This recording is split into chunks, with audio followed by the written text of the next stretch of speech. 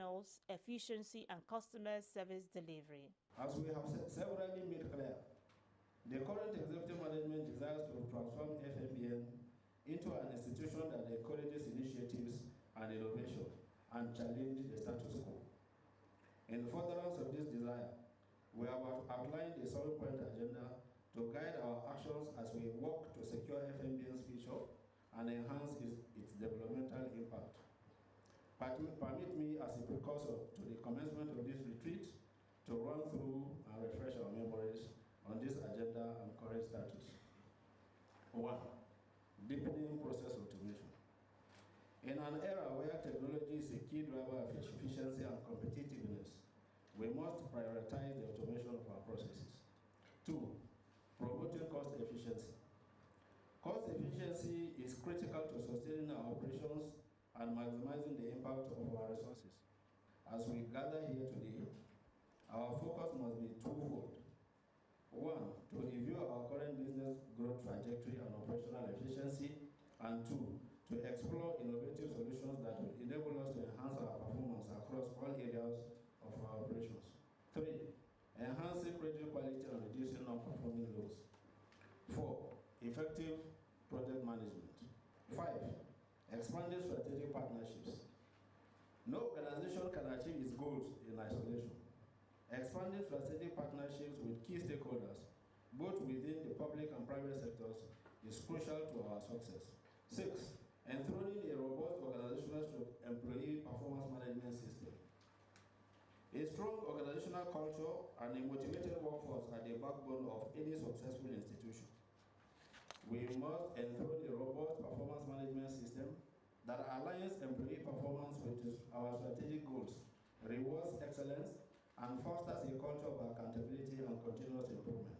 7, standardized capacity building, talent management.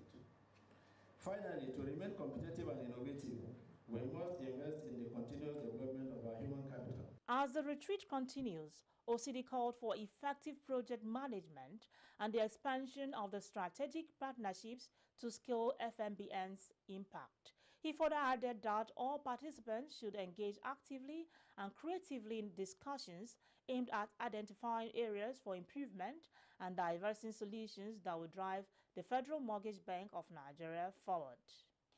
The Nigerian Institute of Building is urging the adoption of alternative construction methods to combat rising inflation in Nigeria's housing sector.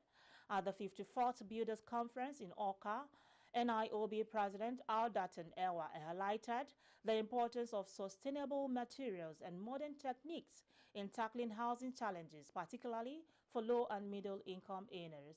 Ewa also stressed the need for certified professional builders to be involved in all stages of construction to prevent building collapses and enhance safety. The Nigerian Police Force has arrested 97 individuals associated with the banned Islamic movement of Nigeria following a violent confrontation in Abuja on Sunday. The clash led to the death of 2 police officers and left 3 others injured. Additionally, the Islamic movement of Nigerian members set fire to 3 police patrol vehicles during the incident. According to reports, the police were able to detain the suspect due to reliable intelligence. The Force Public Relations Officer, ACP Olumuyiwa Adejobi, stated that the Inspector General of Police, Mr. Kayode Egbetokun, has instructed a thorough follow-up on the situation. Adejobi confirmed that the IG is committed to identifying and prosecuting all individuals involved in the attack, emphasizing the police force's resolve to enforce justice in this matter. The Nigerian Mainstream and Downstream Petroleum Regulatory Authority has announced that it will close down filling stations found selling premium motor spirits at exorbitant prices. The regulatory body emphasized that it is committed to preventing marketers from exploiting consumers with inflated petrol prices. Independent filling stations have recently set their prices between 900 naira and 1,000 naira per litre, a stark contrast to the 568 naira to 617 naira per litre at the Nigerian National Petroleum Company stations. This significant price difference often leads to long queues at NNPC stations. In response to growing public concern over the high costs from independent dealers, the government is taking a firm stance to address the issue. The federal government's measures aim to eliminate profiteering and ensure fair pricing for consumers in the petrol market. The Oyo State government has launched a 60-day online building permit amnesty program, which has officially commenced and will run until October 27. The initiative aims to regularize buildings constructed without proper approval and address violations of building regulations, while also processing new approvals within this period. The Commissioner for Lands, Housing and Urban Development, Mr. Williams Akin Fumilayo, announced the program in Ibadan. He highlighted that the initiative aligns with Governor Seyi Makinde's vision for sustainable development, aiming to enhance urban planning, security, and the safety of residents in the state. Governor of Adamawa State, Hamadu Umaru Fintiri, recently traveled to Madagali local government area in Adamawa State to express his sympathy to the residents affected by a devastating flood that swept through 11 communities. The disaster left approximately 14,000 people impacted, with 6 confirmed fatalities. The flood severely disrupted daily life, damaging the Shuwa Bridge and destroying homes, shops, and essential infrastructure, including boreholes. During his visit, Governor Fintiri expressed deep concern over the tragic situation and assured the affected communities that the government will provide ongoing support and relief to help them recover. Let's take a break. More stories coming your way. TV Africa on YouTube and click on the subscribe button. Subscribe to Housing TV Africa to stay updated on latest happenings in Nigeria's housing sector. Follow our social media pages, like and share our posts. On Facebook, Housing TV Africa. On Twitter, Housing TV Africa. Instagram, Housing TV Africa. Join the conversation and keep up with latest housing updates.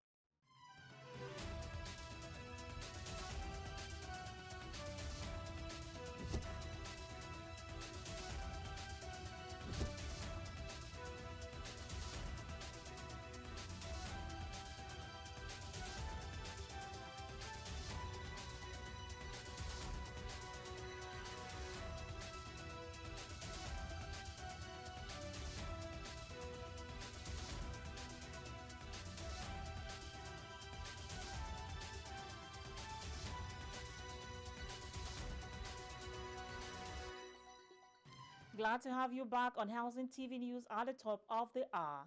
The Canadian government is set to reintroduce stricter rules in hiring low-wage temporary foreign workers, responding to growing concerns about the surge in foreign labor. These changes aim to make it more challenging for businesses to rely on low-wage workers from abroad, a return to the pre-pandemic policy framework.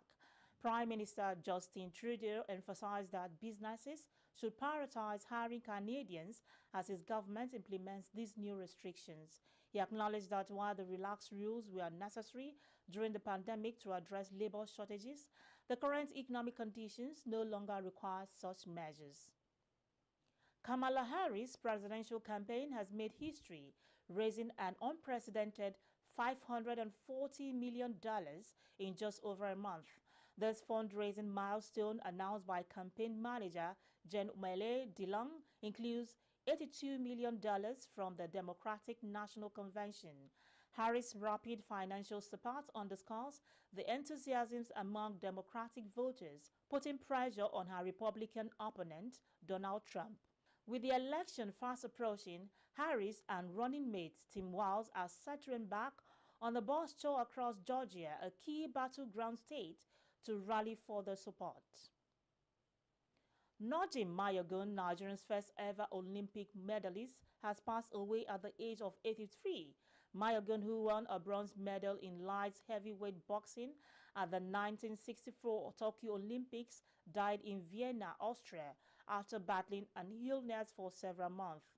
His close friend Rodolphe Sultan confirmed the news, expressing deep sorrow over his passing. Mayogun's legacy as a pioneer in Nigerian sports remains significant, with his achievements at the Olympics and the Commonwealth Games marking key moments in the country's athletic history. That's the much we can take on Housing TV News at the top of the hour. A quick recap of our top stories. Ministers Dangiwa Gwaso lauded for efforts in reducing deficit in Kano.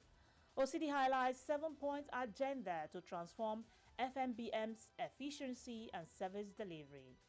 The Nigerian Institute of Building advocates alternative building methods amidst rising inflation. Nigerian regulators to shut down filling stations charging exorbitant rates. On the foreign scene, Canada to restrict low-wage foreign workers on sports. Nigerian's first Olympic medalist Nojim Mayogo dies at 83. To get more news in the housing sector, subscribe to Housing TV Africa on YouTube. Follow Housing TV Africa on all social media platforms. Don't forget to download the Housing TV mobile app on Google Play Store and Apple Store to stay connected. I am Flora Ani. Thanks for watching.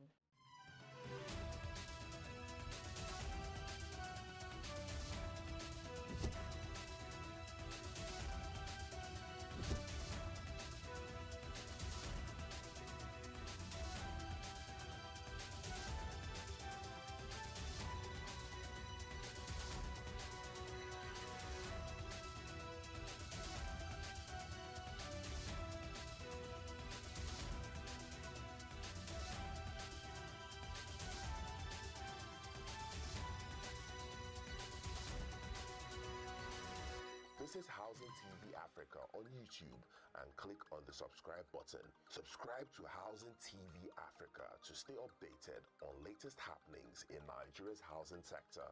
Follow our social media pages, like and share our posts. On Facebook, Housing TV Africa. On Twitter, Housing TV Africa. Instagram, Housing TV Africa.